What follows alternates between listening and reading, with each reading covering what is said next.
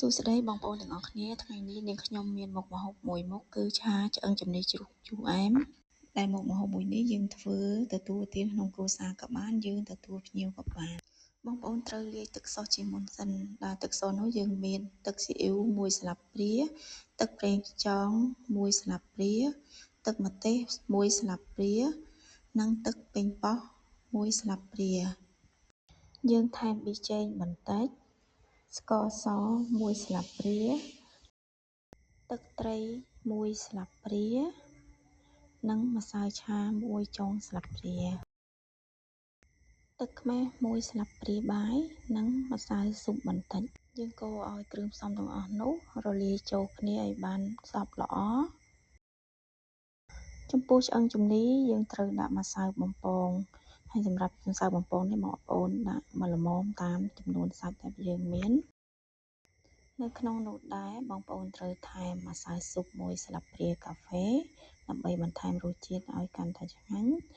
បន្ទាប់មកយើងថែមនៅពងទា1គ្រាប់បន្ទាប់មកទៀតបងប្អូនត្រូវច្របល់ម្សៅនិងឆ្អឹងជំនីឲ្យបានសព្វគ្នាល្អមុននឹងបងប្អូនយកឆ្អឹងជំនីទៅបំពងដាក់ខ្ទះនិងចាក់ខ្លាញ់ឲ្យក្តៅបន្ទាប់មកយើងយកឆ្អឹងជំនីជ្រូកនោះមកដាក់បំពងនៅក្នុងខ្លាញ់កំឡុងយើងបំពងឆ្អឹងជំនីបងប្អូនត្រូវឧស្សាហ៍មើលកុំឲ្យវាខ្លោចហើយពេលដែលយើងឆ្អិនយើងស្រង់វាដាក់ឲ្យស្រស់ខ្លាញ់បន្តិចបន្ទាប់មកយើងដាក់ខ្ទះឲ្យក្តៅហើយចាក់ខ្លាញ់ចូលបន្តិចហើយយើងដាក់ខ្ទឹមបំពងឲ្យឈ្ងុយមុននឹងយើងចាប់ផ្ដើមឆានៅគ្រឿងសុសរបស់យើងពេលខ្ទឹមយើងឈ្ងុយហើយបងប្អូនត្រូវចាក់ទឹកសុសដែលយើងបានលាយអំបាញ់មិញនោះចូលហើយបន្ទាប់មកយើងត្រូវឆាទឹកសុសនោះឲ្យបានពុះល្អពេលពុះហើយបងប្អូនត្រូវចាក់ឆ្អឹងជំនីជ្រូកដែលយើងបានបំពងជាមួយនឹងទឹកសុសនោះបន្ទាប់មកបងប្អូនត្រូវឆាត្រឡប់ទឹកសុសនោះនិងឆ្អឹងជំនីជ្រូកឲ្យបានសព្វល្អដើម្បីឲ្យគ្រឿងទាំងពីរនោះសព្វចូលជាតិគ្នានិងកាន់តែមានរសជាតិឆ្ងាញ់ជាចុងក្រោយបងប្អូនគ្រាន់តែថែមនៅបន្លែរបស់យើងដែលមាន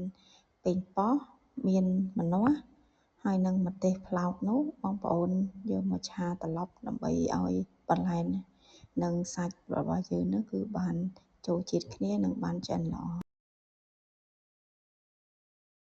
ជាចុងក្រោយបងប្អូនគ្រាន់តែបន្ថែមនៅស្លឹកខ្ទឹម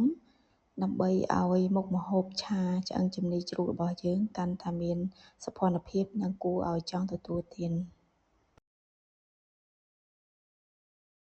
ឆាឆ្អឹងជំនីជ្រូកយើងក៏ដល់ទីបញ្ចប់ហើយបងប្អូនអាចសាកធ្វើបានសម្រាប់ទទួលទាននៅក្នុងក្រុមគ្រួសារនិងពេលយើងមានកម្មវិធីឬក៏ទទួលភ្ញៀវផងដែរ